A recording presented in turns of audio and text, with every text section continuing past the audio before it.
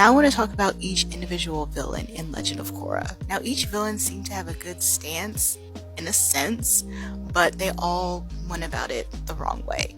Let's start with Amon. Now Amon was an equalist and he felt like the benders had this unfair advantage over non-benders, and that gave benders more power over non-benders. Now like I said, in a sense, there is validity in what he is saying. Now I can't remember if the entire Council of Leaders of Republic City were benders or if there were non-benders mixed in there too, but the voices that we heard a lot were of the benders on the council, like Tarlok and Tenzin. So it's safe to say that the voices of non-benders were silenced or not heard as loudly in comparison to the benders on this council. Now the issue with Amon comes because one, he's walking around lying about being a non-bender when in fact he is a waterbender, and he's saying that all benders are bad and that they need their bending completely removed from them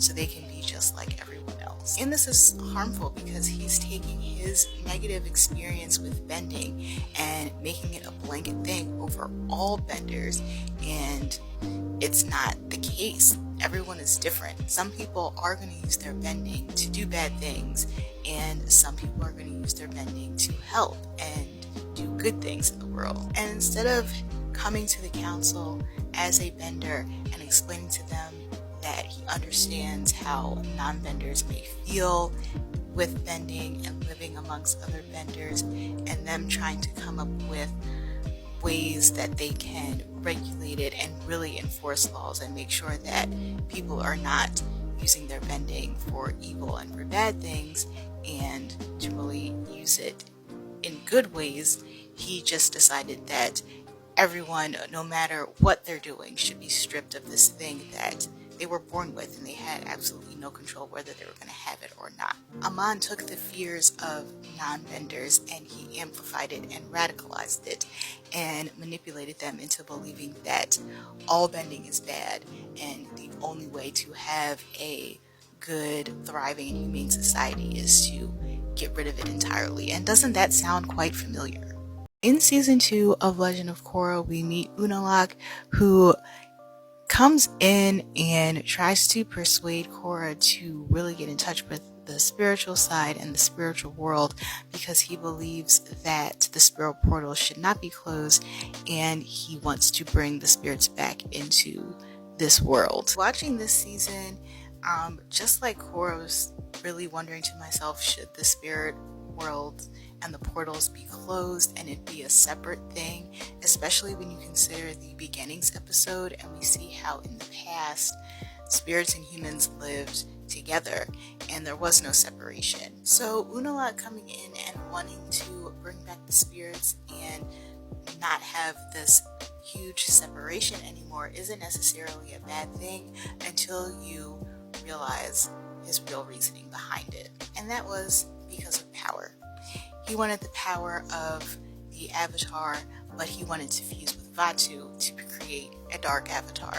And he also wanted complete control over all of the water tribes, northern and southern. He wanted the power of both tribes so he can influence his will onto everyone. And this is dangerous because when someone is in a position of power, you can't just use it to do whatever you want and force people to follow whatever rules you want them to force.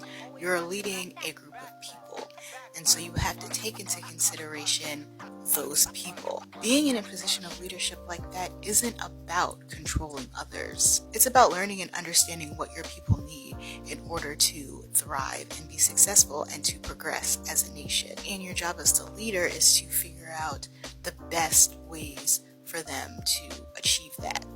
Now Zahir was fighting for freedom, but he did it in the wrong way. He did it through anarchy and individualism. Zahir believed that government equaled oppression, and it is true that governments can be oppressive to their people. But is disorder and chaos really the right way to go for the world and these nations and groups of people?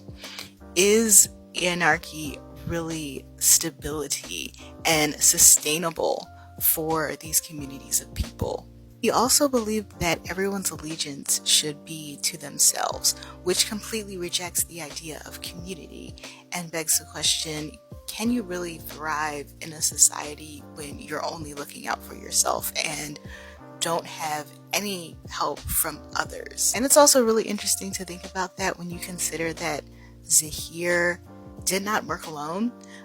He needed his group of people to push or to try and push their agenda forward, and also there was the creation of the Red Lotus, which is essentially a community of people that are trying to push a certain agenda forward. Another thought-provoking thing that he said was that new growth cannot exist without first the destruction of the old, and while you can't really hold on to the past and things of old in order to try and progress and do new things, destruction seems very strong of a word, and I also feel like remembering and understanding what happened before can help you in progressing towards the new. In Legend of Korra Season 4, Kuvira was given the responsibility of uniting the Earth Kingdom. And while there's nothing wrong with that, she went about it in a way where everyone had to pledge their allegiance to her.